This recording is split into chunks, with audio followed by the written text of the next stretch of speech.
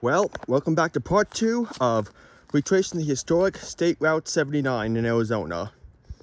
Now, if you've not seen the first video, the 79, which is this route I'm on right now, was a precursor to the 89A, which goes from Flagstaff to Sedona. You can just see the road over there. That's the current road of the 89A, of course. But we're not focused on that portion. We're focusing on the old road. And you can see here, this is where it keeps going. Got the 89A up here, and it follows all the way down until I believe the big landslide area.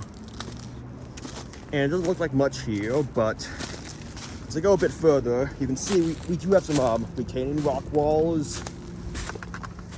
It's a better example over here. You can see we got these retaining rock walls. These were been part of the old 89A, the old State Route 79 when it was built.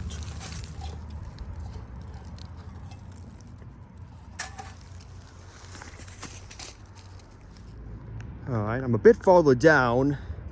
Here we got some better signs of the old infrastructure. We have some rock walls here. And these walls are actually visible from the main road over there. And I know this road is in really bad shape. The 79, it was a it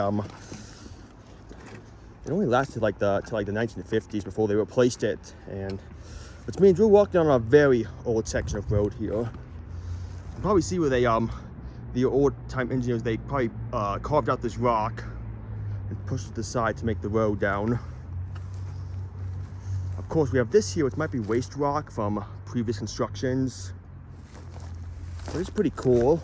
You can see down there slightly further, closer, still see some of the old rock embankments like there. I'm gonna try to go down to that landslide area because I think that's where it ends.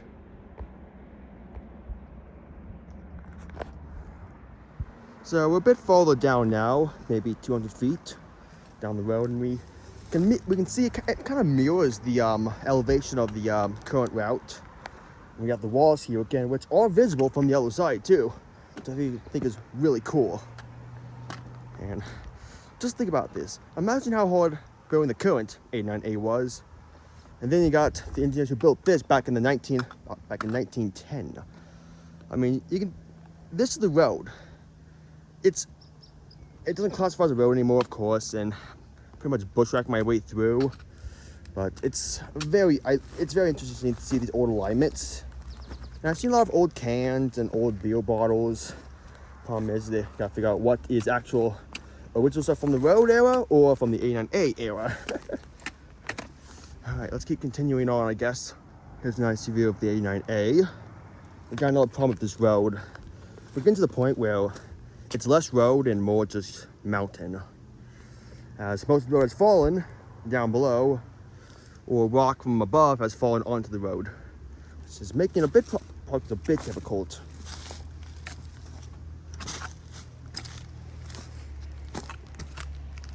Next to hear the cars above me, of course. See here, you can see where the road has fallen down there. And this is really not much more than just like a small game trail at this point. A very rather dangerous one, I'd say. We got some really good views of the 89A here, of course. We are starting to get slightly less elevation as we go down here. So I finally found a piece of the old road. Same rock as before, as you saw in the other video, which comes from the red cinder cones in the area. Not a big piece, of course. I'm assuming most of it has fallen down, of course. But it's nice to see that we have proof that this is the old road, of course. Just from the small piece of the original asphalt. As you can see, as we go further down, road conditions, they worsen. And this is actually one of the better sections, because I just fought through this mess over here. And yeah, road is not visible at this point. We do have some of the rocks still here, but it's also what happens when the road's been left to rot for 75 years. And of course, I walked along some old roads like the old 60 near Globe. This is by far the worst section of road I've ever actually walked on. See, 9A down there, and there's more sections down in the valley, of course. Oak Creek, I mean, not the Phoenix area, of course. That I will be exploring later. So we're almost to the landslide area. I've just found this piece of metal. I have no clue what it was a part of, but considering it came from above, makes me think it came from the current 89A.